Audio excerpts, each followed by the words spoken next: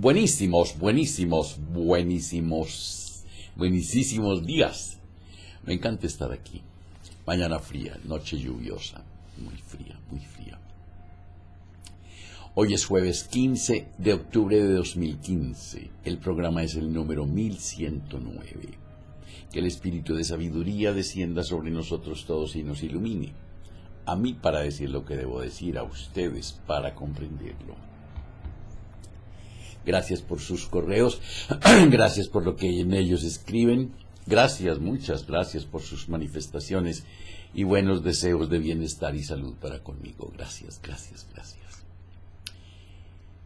La necesidad de poseer más. ¿Se han dado cuenta que el ser humano siempre quiere más? Hablemos de eso.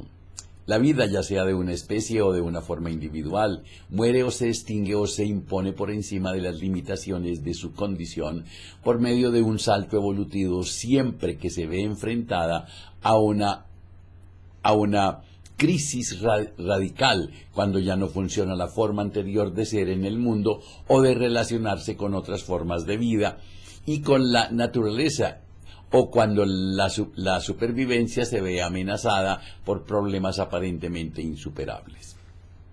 Se cree que las formas de vida que habitan este planeta evolucionaron primero en el mar, cuando todavía no había animales en la superficie de la Tierra. El mar estaba lleno de vida. Entonces, en algún momento alguna de las criaturas se aventuró a subir a la tierra seca. Quizás se arrastró primero unos cuantos centímetros hasta que, agobiada por la enorme atracción de la gravedad, regresó al agua, donde no existe y donde podía vivir con mayor facilidad. Después intentó una y otra vez en la tierra, hasta que se pudo quedar en la tierra. Desarrolló patas en lugar de aletas y pulmones en lugar de agallas. Parece poco probable que una especie se hubiera aventurado en semejante ambiente desconocido y se hubiera sometido a una transformación evolutiva, a menos que alguna crisis le hubiera obligado a hacerlo. El desafío de la humanidad en este momento es el de reaccionar ante una crisis radical que amenaza nuestra propia supervivencia. La disfunción de la mente humana egotista, reconocida desde hace más de 2500 años por los maestros sabios de la antigüedad y amplificada en la actualidad a través de la ciencia y la tecnología, amenaza por primera vez la supervivencia del planeta. Hasta hace muy poco, la transformación de la conciencia humana era tan solo una posibilidad a la cual tenían acceso apenas unos cuantos individuos aquí y allá, independientemente de su trasfondo cultural o religioso. No hubo un florecimiento generalizado de la conciencia humana porque sencillamente no era todavía una necesidad apremiante. Una proporción significativa de la población del planeta no tardará en reconocer, si es que no lo ha hecho ya, que la humanidad está ante una encrucijada desgarradora: evolucionar o morir. Un porcentaje todavía relativamente pequeño, pero cada vez más grande, de personas ya está experimentando en su interior el colapso de los viejos patrones egotistas de la mente y el despertar de una nueva dimensión de conciencia. Lo que comienza a aflorar no es un nuevo sistema de creencias ni una religión, mucho menos, ni tampoco una ideología espiritual. Estamos llegando al final no solamente de las mitologías, sino también de las ideologías y de los credos. El cambio viene de un nivel más profundo que el de la mente, más profundo que el de los pensamientos. En efecto, en el corazón mismo de la nueva conciencia está la trascendencia del pensamiento, la habilidad recién descubierta de elevarse por encima de los pensamientos, de reconocer el interior del ser, una dimensión infinitamente más vasta que el pensamiento. Por consiguiente, ya no derivaremos nuestra identidad, nuestro sentido de lo que somos, de ese torrente incesante de pensamientos que confundimos con nuestro verdadero ser de acuerdo con la vieja conciencia. Es inmensa la sensación de liberación al saber que no somos esa voz que llevamos en la cabeza. ¿Quién soy entonces? aquel que observa esa realidad, la conciencia que precede el pensamiento, el espacio, el cual sucede el pensamiento o la emoción. El ego, no es más que eso, la identificación con la forma, es decir, con las formas de pensamiento principalmente. El ego, si es que algo de realidad en el concepto del mal, su definición sería la misma, identificación total con la forma, las formas físicas, las formas de pensamiento, la forma emocional. El resultado es un desconocimiento total de nuestra conexión con el todo, de nuestra unicidad intrínseca con todo lo demás y también con la fuente. Este estado de olvido es el pecado original, el sufrimiento, el engaño. ¿Qué clase de mundo creamos cuando esta falsa idea de separación total es la base que gobierna todo lo que pensamos, decimos y hacemos? Estamos marcados desde el nacimiento por una creencia. Para hallar la respuesta basta con observar la forma como los seres humanos se relacionan entre sí, leen un libro de historia o ven las noticias en la noche. Si no cambian las estructuras de la mente humana, terminaremos siempre por crear una y otra vez el mismo mundo con sus mismos males y la misma disfunción. Un nuevo cielo, una nueva tierra. La inspiración para este libro vino de una profecía bíblica. Recuerden que este libro es de Eckhart Tolle, que parece más aplicable en la actualidad que en ningún otro momento de la historia humana. Aparece tanto en el Antiguo como en el Nuevo Testamento y se refiere al colapso del orden existente del mundo y el surgimiento de un nuevo cielo y una nueva tierra. Debemos comprender aquí que el cielo no es un lugar, sino que se refiere al plano interior de conciencia. El cielo está en el corazón. Este es el significado, y lo dijo Juan Pablo II. Este es el significado esotérico de la palabra y también es el significado que tiene en las enseñanzas de Evangelio. Por otra parte, la tierra es la manifestación externa de la forma, la cual es siempre un reflejo del interior. La conciencia colectiva de la humanidad y la vida en nuestro planeta están íntimamente conectadas. El nuevo cielo es el florecimiento de un estado transformado de la conciencia humana y la nueva tierra es su proyección en el plano físico. Es decir, el cielo es un concepto.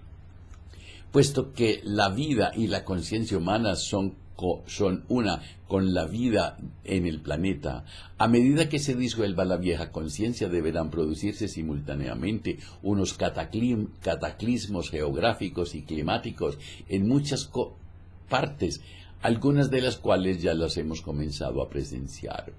El ego se identifica con lo que se tiene, pero la satisfacción que se obtiene es relativamente efímera y de corta duración. Oculto dentro de él permanece un sentido profundo de insatisfacción, de no tener suficiente, de estar incompleto. Todavía no tengo suficiente, dice el ego, queriendo decir realmente, todavía no soy suficiente. Como hemos visto, tener es una ficción creada por el ego para dotarse a sí mismo de solidez y permanencia y poder sobresalir ante los demás. El ego nos manda a comprar, a usar, a detentar, de alguna manera especial. Sin embargo, puesto que es imposible encontrarnos a nosotros mismos a través de la tenencia, hay otro ímpetu más fuerte y profundo relacionado con la estructura del ego, la necesidad de poseer más, a la cual denominamos deseo. No hay ego que pueda durar mucho tiempo sin la necesidad de poseer más.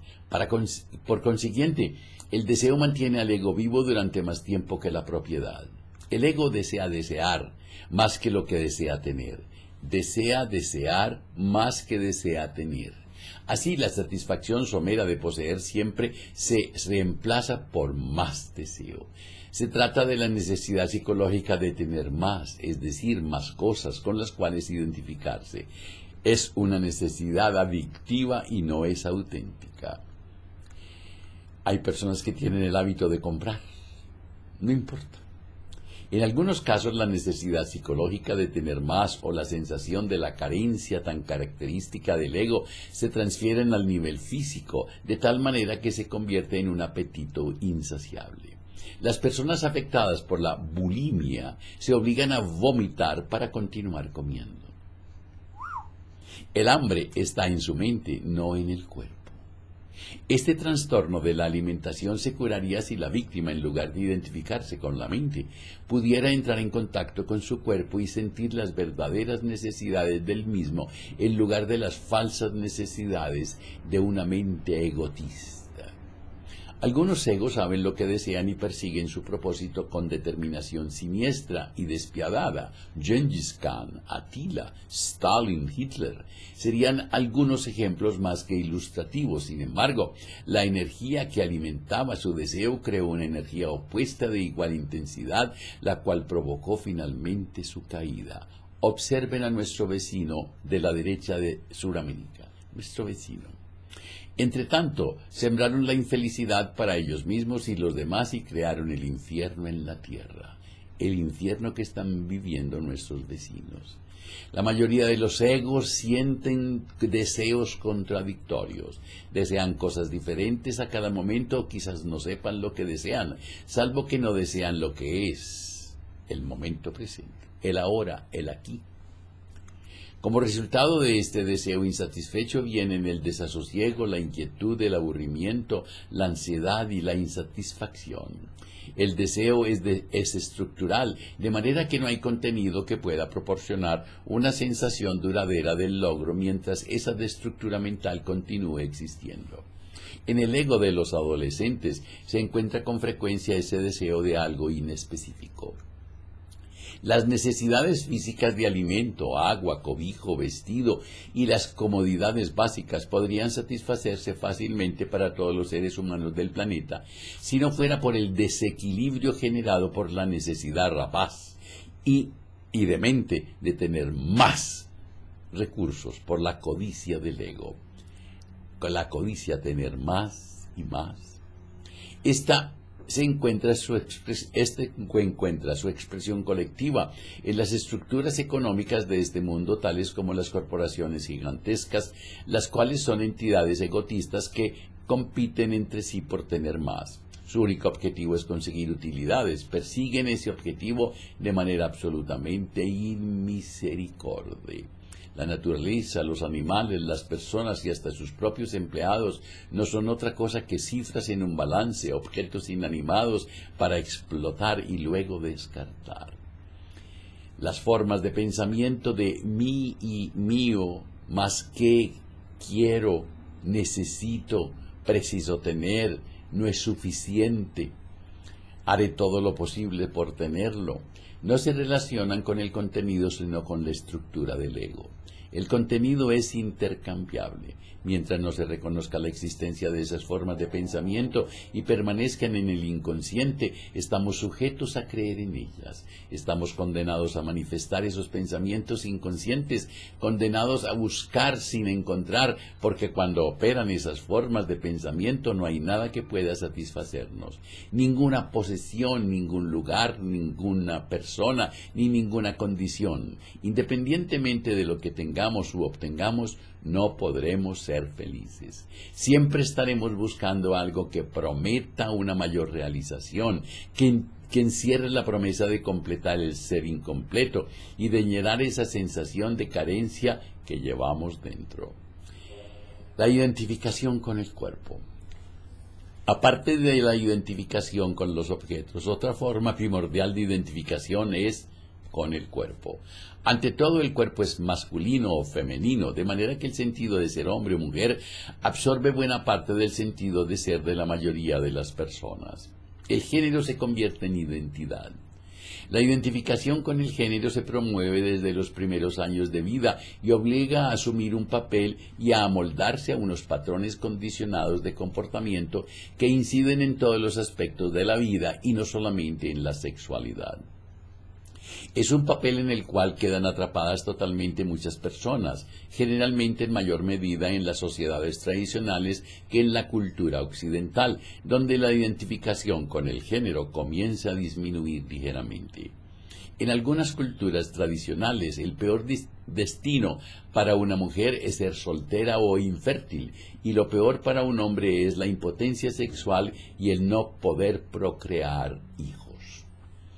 La realización de la vida es sinónimo de la realización de la identidad de género. En Occidente, la apariencia física del cuerpo contribuye en gran medida a nuestro sentido de lo que creamos ser.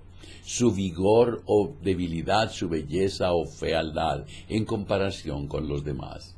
Muchas personas consideran que su valor es proporcional a su vigor físico, su apariencia, su estado físico y su belleza externa. Muchas sienten que valen menos porque consideran que su cuerpo es feo o imperfecto. En algunos casos, la imagen mental es el concepto de mi cuerpo. Es una distorsión completa de la realidad. Una mujer joven sintiéndose pasada de peso, puede matarse de hambre cuando en realidad es delgada. Ha llegado a un punto en que ya no puede ver su cuerpo, lo único que ve es el concepto mental de su cuerpo, el cual le dice soy gorda o estoy engordando. En la raíz de esa condición está la identificación con la mente. Ahora que las personas se identifican más con su mente, intensificando la disfunción egotista, ha habido un aumento considerable de la incidencia de la anorexia. La víctima podría comenzar a sanar si pudiera mirar su cuerpo sin la interferencia de sus juicios mentales, o si pudiera al menos reconocer esos juicios por lo que son en lugar de creer en ellos, o mejor aún, si pudiera sentir su cuerpo desde adentro. Quienes se identifican con su físico, su vigor o sus habilidades, sufren cuando esos atributos comienzan a desaparecer, lo cual es inevitable, por supuesto. Como su misma identidad se apoya en ellos, se ven abocados a la destrucción. Las personas, bien sean bellas o feas, derivan del cuerpo buena parte de su identidad, sea esta positiva o negativa. Aquí hay una de esas tildes que la Real Academia dice que ya no se tildan. Las palabras los demostrativos esta, esa, esas ya no se tildan. Dicho más exactamente, derivan su identidad del pensamiento del yo que asignan erróneamente a la imagen o el concepto de su cuerpo, el cual no es más que una forma física que comparte la suerte de todas las formas. Equiparar con el yo al cuerpo físico percibido por los sentidos, el cual está destinado a envejecer, marchitarse y morir, siempre genera sufrimiento, tarde o temprano. No son solamente las personas que poseen cuerpos hermosos, perdón el ejemplo, o casi perfectos, quienes tienen mayor probabilidad de equipararlo con su ser. Podemos identificarnos fácilmente también con un cuerpo problemático y convertir la imperfección, la enfermedad o la invalidez en nuestra propia identidad. Entonces comenzamos a proyectarnos como víctimas de tal o cual enfermedad o invalidez crónica. Nos rodeamos de la atención de los médicos y de otras personas que confirman constantemente nuestra identidad conceptual de víctimas o pacientes. Entonces nos aferramos inconscientemente a la enfermedad porque se ha convertido en el aspecto más importante de la noción de ser. Se ha convertido en otra forma mental con la cual se puede identificar el ego. Cuando el ego encuentra una identidad, no se desprende de ella. Es sorprendente, pero no infrecuente, que al buscar una identidad más fuerte, el ego opte por crear enfermedades a fin de fortalecerse a través de ellas. El ego es, ¡wow!, la percepción del cuerpo interior. Aunque la identificación con el cuerpo es una de las formas más básicas del ego, la buena noticia es que también es la más fácil de trascender.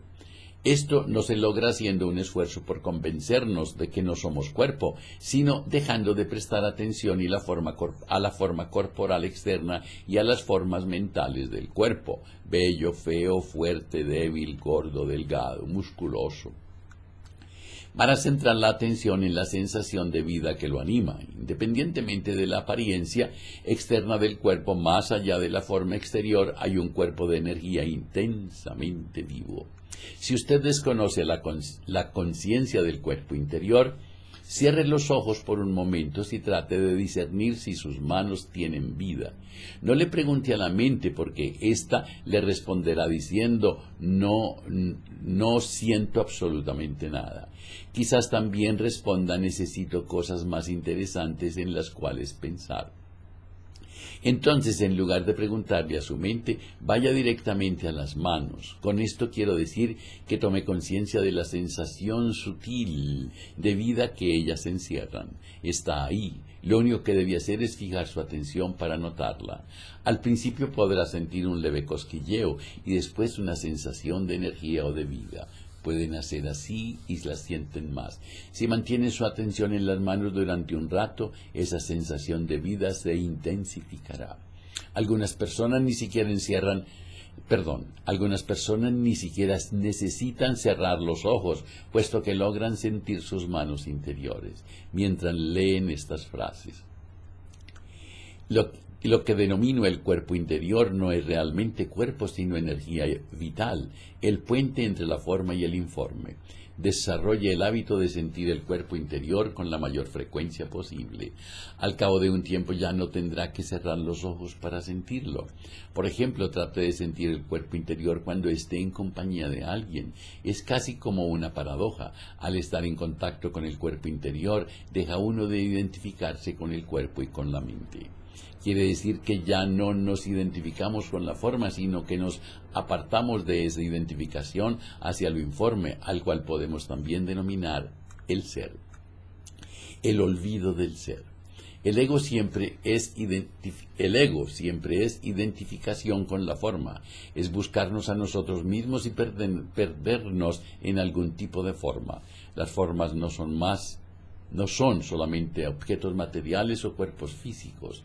Más fundamentales que las formas externas, que las cosas y los cuerpos, son las formas de pensamiento que brotan constantemente en el campo de la conciencia. Son formaciones de energía más finas y menos densas que la materia física, pero formas en todo caso. Aquella voz que oímos incesantemente en la cabeza es el torrente de pensamientos incansables y compulsivos. Cuando cada pensamiento absorbe nuestra atención completamente, cuando nos identificamos hasta tal punto con la voz de la mente y las emociones que la acompañan que nos perdemos en cada pensamiento y cada emoción, nos identificamos totalmente con la forma y por lo tanto permanecemos en las garras del ego. El ego es un conglomerado de pensamientos competitivos y patrones mentales y emocionales condicionados, dotados de una sensación de yo, una sensación de ser. El ego emerge cuando el sentido del ser, del yo soy, el cual es conciencia informe, se confunde con la forma. Ese es el significado de la identificación. Es el olvido del ser, el error primario, la ilusión de la separación absoluta, la cual convierte la realidad en una pesadilla. Del error de Descartes a la visión de Sartre. Descartes y de Sartre. Descartes, el filósofo de Descartes, el filósofo del siglo XVII, considerado el fundador de la filosofía moderna, dotó de expresión a este error primario con su famosa aseveración, para él una verdad primaria: pienso, luego existo. Ahora decimos que es existo, luego pienso. Fue su respuesta a la pregunta: ¿hay algo que pueda saber con absoluta certeza? Se dio cuenta de que no había duda alguna acerca del hecho de estar pensando constantemente, de manera que concluyó que pensar era sinónimo de ser, es decir, de la identidad, el yo soy, era sinónimo del pensamiento. En lugar de la verdad última encontró la raíz del ego, aunque nunca lo supo. Pasaron casi 300 años antes de que otro filósofo famoso reconociera en esta afirmación algo que ni Descartes ni nadie más había visto. Su nombre, Jean-Paul Sartre. Reflexionó a fondo acerca de este pienso, luego existo, y súbitamente descubrió, según sus propias palabras, que la conciencia que dice existo no es la conciencia que piensa. ¿Qué quiso decir con eso? Cuando tomamos conciencia de estar pensando, esa conciencia no es parte del pensamiento, es una dimensión diferente de la conciencia, y es esa Y es esa conciencia la que dice, existo. Si solamente hubiera pensamientos en nosotros, ni siquiera sabríamos qué pensamos. Seríamos como el soñador que no sabe que está soñando. Estaríamos tan identificados con cada pensamiento como lo está el soñador con cada una de las imágenes del sueño. Muchas personas todavía viven de esa manera, como sonámbulas, atrapadas en la mentalidad disfuncional que crea una y otra vez la misma pesadilla de la realidad. Cuando reconocemos que estamos soñando es porque estamos despiertos dentro del sueño y ha entrado en escena otra dimensión de la conciencia. La implicación de la visión de Sartre es profunda, pero él estaba todavía demasiado identificado con el pensamiento para darse cuenta del enorme significado de lo que estaba descubriendo. El afloramiento de una nueva dimensión de la conciencia. La paz que sobrepasa toda comprensión. Muchas personas han dado su testimonio acerca del afloramiento de una nueva dimensión de la conciencia como consecuencia de una pérdida trágica de algún momento de sus vidas, trágica. Algunos perdieron todos sus bienes, otros sus hijos, o a su cónyuge, su posesión social, su reputación o sus habilidades físicas. En algunos casos, a causa de un desastre y de la guerra, perdieron todo eso al mismo tiempo, quedando sin nada. Esto es lo que llamamos una situación extrema. Cualquier cosa con la cual se hubieran identificado, cualquier cosa que les hubiera dado un sentido de ser, desapareció. Entonces, súbita e inexplicablemente, la angustia o el miedo profundo que las atenazó inicialmente dieron paso a la sensación de una presencia sagrada, una paz y serenidad interior, una liberación total del miedo. San Pablo seguramente conoció ese fenómeno, pues dijo, la paz de Dios que está más allá de toda comprensión. En efecto, es una paz que parece no tener sentido y las personas que la han experimentado han tenido que preguntarse cómo es posible que ante semejante situación pueda sentir paz. La respuesta es sencilla, sucede una vez que reconocemos al ego por lo que es y la forma como funciona. Cuando desaparecen o nos arrebatan las formas con las cuales nos hemos identificado y las cuales nos han proporcionado el sentido del ser, el ego se derrumba, puesto que el ego es identificación con la forma. Cuando las formas que nos rodean mueren o se aproxima la muerte, nuestro sentido del ser, del yo soy, se libera de su confusión con la forma. El espíritu vuela libre de su prisión material. No todas las personas que experimentan una gran pérdida tienen este despertar, este deslindarse de la forma. Algunas crean inmediatamente una imagen mental fuerte o una forma de pensamiento en la cual se proyectan como víctimas, ya sea de las circunstancias, de otras personas, de la injusticia, del destino o de Dios. Esta forma de pensamiento, junto con las emociones que genera como la ira, el resentimiento, la autocompasión, es objeto de una fuerte identificación y toma inmediatamente el lugar de las demás identificaciones destruidas a raíz de la pérdida. En otras palabras, el ego busca rápidamente otra forma. El hecho de que esta nueva forma sea profundamente infeliz no le preocupa demasiado al ego, siempre y cuando le sirva de identidad buena o mala. La reacción ante una pérdida trágica es siempre resistirse a ceder. Algunas personas se vuelven amargadas y profundamente resentidas, otras se vuelven compasivas, sabias y amorosas. Ceder implica aceptar internamente lo que es abrirse a la vida. La resistencia es una contracción interior. Un endurecimiento del cascarón del ego es cerrarse. Toda acción emprendida desde el estado de resistencia interior, podríamos llamarlo negatividad, generará más resistencia externa y el universo no brindará su apoyo. La vida no ayudará. El sol no puede penetrar cuando los postigos están cerrados. Cuando cedemos y nos entregamos, se abre una nueva dimensión de la conciencia.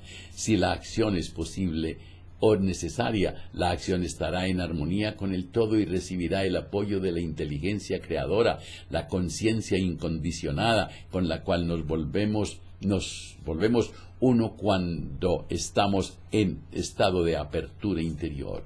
Entonces las circunstancias y las personas ayudan y colaboran, se producen las coincidencias. Si la acción no es posible, descansamos en la paz y la quietud interior, en actitud de entrega. Descansamos en Dios.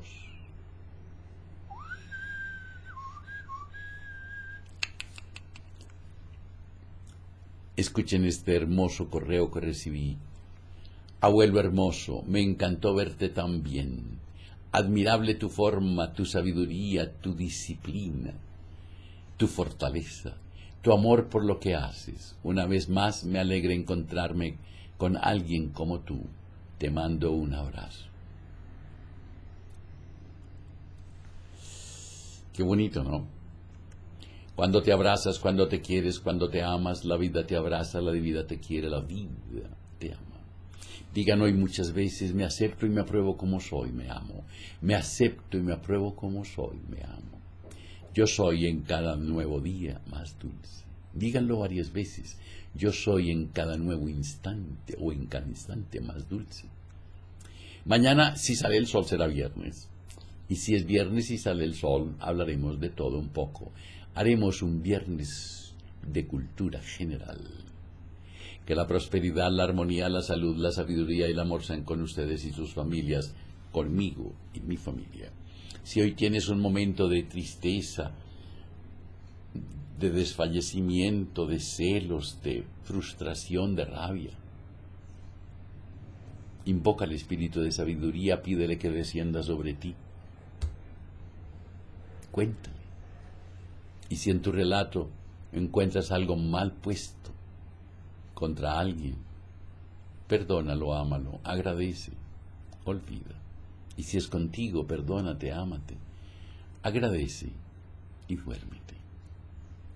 Por favor, no se les olvide cuando entren a mi canal, chulear, marcar, poner una X, un chulito, en la casilla suscriptores. En la casilla suscriptores. Simplemente marquen esa casilla.